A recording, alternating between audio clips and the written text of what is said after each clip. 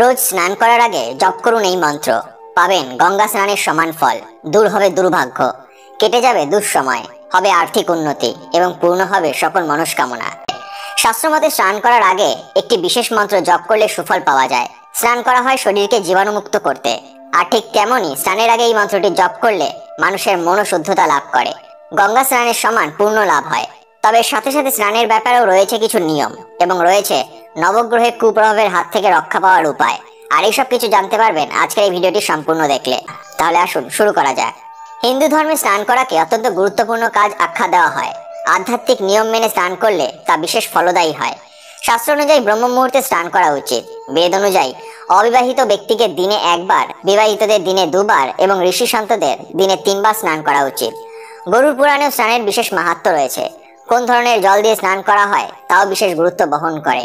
হিন্দু ধর্ম অনুযায়ী পুকুর, বৃষ্টি ও নদীর জলে স্নান করা লাভজনক। এই জল শরীর ও মস্তিষ্ক পবিত্র করে। আবার গুরুত্বপূর্ণ তিথি যেমন পূর্ণিমা, সংক্রান্তি ইত্যাদিতে শাস্ত্রে গঙ্গা স্নান করার কথা উল্লেখ করা রয়েছে। শাস্ত্রমতে গঙ্গা স্নানের ফলে ব্যক্তির সমস্ত ধরনের পাপ থেকে মুক্তি হয়, দুর্ভাগ্য দূর হয়, জীবনে আসে আর্থিক উন্নতি। এমনকি যারা মোক্ষ কামনা করে তারা নিয়মিত গঙ্গা স্নান করলে জন্ম মৃত্যুর চক্র থেকে মুক্তি পেতে পারে। তাই প্রতিটি মানুষের গঙ্গা স্নান করা উচিত। তবে এই নিয়মগুলি আজকের দৈনন্দিন ব্যস্ততার জীবনে আমাদের পক্ষে মেনে চলা অনেক কঠিন হয়ে যায়। আবার অনেকের বাড়ির সামনে পুকুর কিংবা নদী থাকে না, কিংবা অসুস্থতার কারণে অনেকের পক্ষে গঙ্গায় স্নানে যাওয়া সম্ভব হয়ে ওঠে না। তাই আমরা এখন স্নান করার জন্য বাড়ির বাথরুম ব্যবহার করে থাকি। সেক্ষেত্রে একটি বিশেষ মন্ত্র স্নানের আগে জপ করলে পাবেন বৈদিক মতে স্নান করার সমান ফল। লাভ হবে গঙ্গা স্নানের সমান পুণ্য, দূর হবে আর্থিক কষ্ট।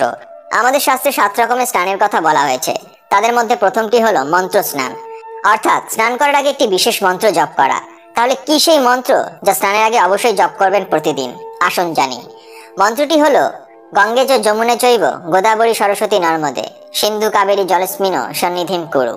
এই মন্ত্রের অর্থ হলো, হে গঙ্গা, যমুনা, গোদাবরী, সরস্বতী, নর্মদা, সিন্ধু, কাবেরী নদী, তোমাদের উপস্থিতিতে আমি যে জল স্নান করছি দয়া করে তাকে সমৃদ্ধ করুন।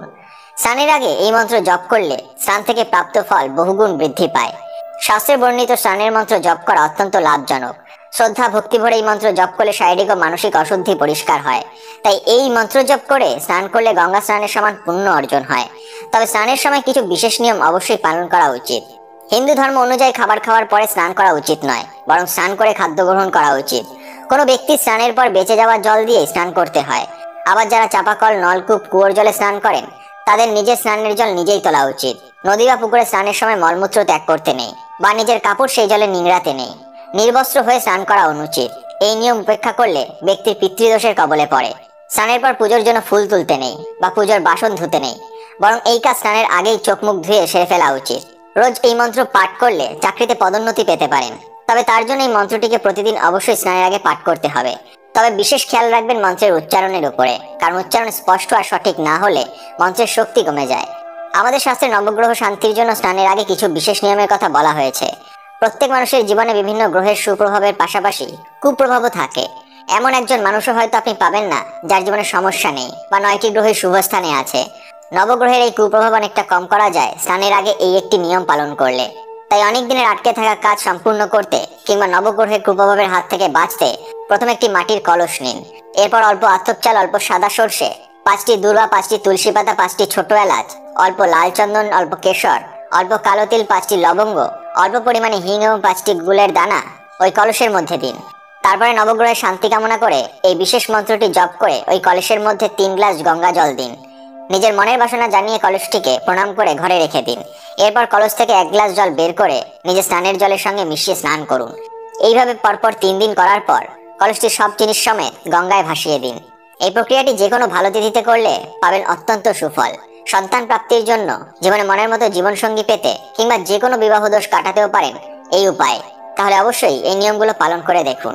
এবার চলুন কিছু অনুপ্রেরণামূলক উক্তি শুনে নেওয়া যাক। মনে রাখবে যে কিছু মানুষ জীবনে আসেই চলে যাওয়ার জন্য। ঘৃণার মধ্যে কি আছে? ভালোবেসে আর খুশি হয়ে বাঁচো, কারণ এই দুনিয়া না তো তোমার ঘর আর না তো আমার ঘর। মনে রেখো যে দ্বিতীয়বার সুযোগ শুধুমাত্র কাহিনী দেয়, জীবন নয়।